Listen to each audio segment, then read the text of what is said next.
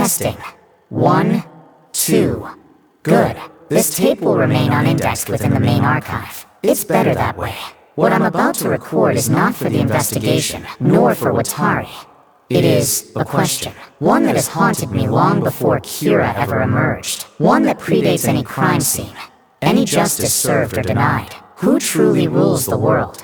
We like to believe we are free agents, individuals steering the course of our lives, bound only by chance and will. But that, I suspect, is one of the greatest deceptions ever told. A deception so deeply embedded within society's walls that most never think to challenge it. Control rarely wears a uniform. It doesn't announce itself at the gates. It whispers from behind the curtain, shaping the stage, writing the script, before the actors even know they're performing. Power, real power, is not found in public office or royal blood. It is hidden, obscured by systems, preserved by illusion. That's what makes it invincible. Who pulls the strings? You may think of presidents, kings, or billionaires, but these are only figureheads, replaceable, disposable. Kira, for example, positioned himself as a god, a symbol, but the true brilliance of his plan wasn't in the killing.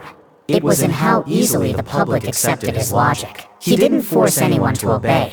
They chose it, voluntarily, enthusiastically, because belief, especially when disguised as justice, is the perfect leash. Every society is a machine designed to maintain itself. It rewards those who conform, punishes those who question. Education teaches obedience disguised as knowledge. Media sells narratives masquerading as truth. Culture enforces roles under the illusion of tradition. You are programmed from birth not to see the bars of your cage. Take a moment to examine your daily life. The choices you think you're making, the values you think are yours. How many of them were freely chosen, and how many were downloaded into your mind without consent? When Kira launched his reign of terror, justice, as he called it, people didn't just comply. They internalized the system. They became its enforcers, not because they were threatened, but because they believed. And that's the secret. The most effective control isn't forced, it's embraced. Behind every nation,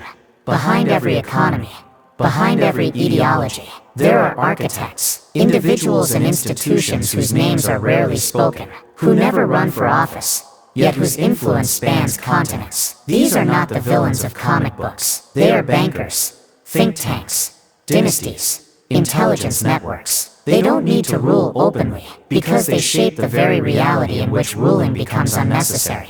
They control what we see, what we fear, what we desire. Kira created an atmosphere of fear, yes, but the brilliance of it was how that fear was branded as safety. He flipped the entire psychological infrastructure of society, and the people accepted it. They praised him. They demanded more. Control is not about domination. It is about narrative. People don't just obey, they rationalize their obedience. This is what makes control sustainable across generations. Give a man a choice between illusion and uncertainty, and he will almost always choose the illusion, because it is safer, cleaner, familiar. Kira understood this well. Every kill was a performance, every public act a message. The goal wasn't just to eliminate criminals, it was to reprogram society, to condition them into accepting a new norm. And it worked. The truth is, people don't want freedom, they want certainty. And certainty is what the hidden hand provides, at a cost. Now we arrive at the most dangerous question of all. If this world is built upon illusions, if the minds of billions are programmed by invisible architects, if even I,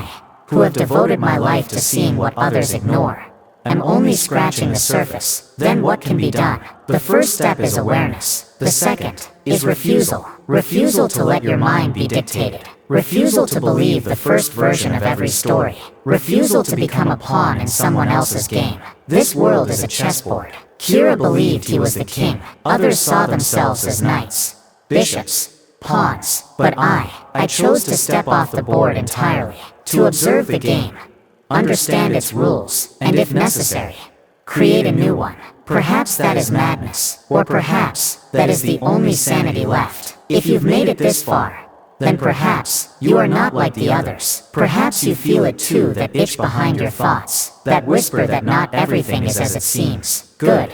That is where awakening begins. Now I ask only one thing of you. Question everything, even me. Until next time, this tape ends here.